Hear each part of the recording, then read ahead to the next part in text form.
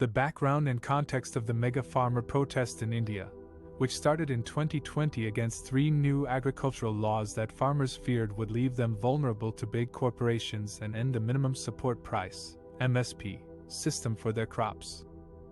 The farmer protest in India was one of the largest and longest mass movements in the country's history.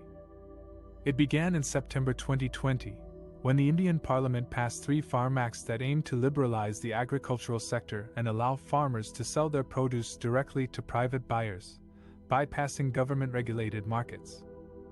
The government claimed that these laws would benefit farmers by giving them more choices and opportunities, and attract private investment and innovation in agriculture.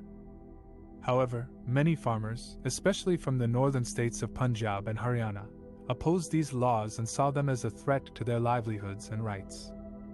They argued that the laws would expose them to exploitation by big corporations, who would dictate prices and terms of trade, and undermine the MSP system, which guarantees a minimum price for certain crops set by the government.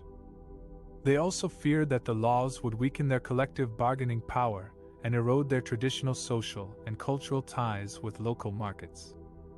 To express their dissent, tens of thousands of farmers marched towards the capital, Delhi, and blocked several major highways and roads leading to the city.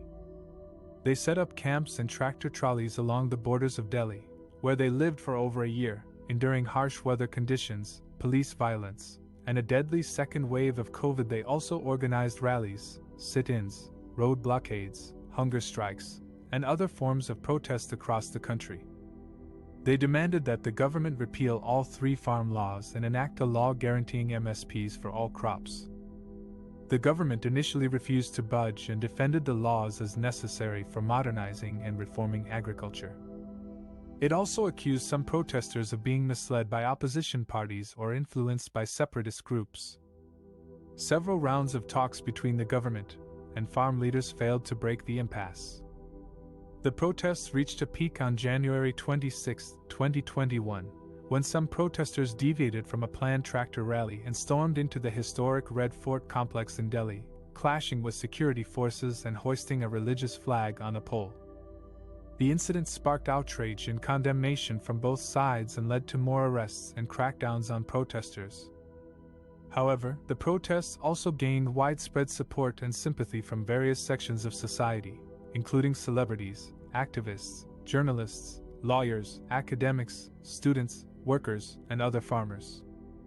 They also attracted international attention and solidarity from human rights groups, foreign politicians, celebrities, and social media platforms.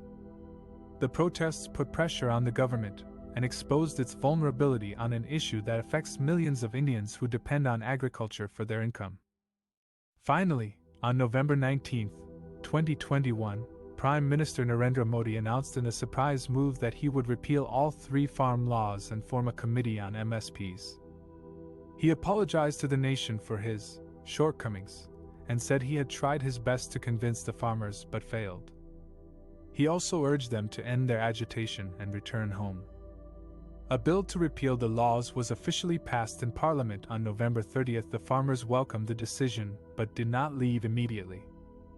They said they would continue their protest until the government met their other demands, including legal action against those responsible for violence against protesters, compensation for families of those who died during the agitation, withdrawal of criminal cases against protesters, and protection of land rights.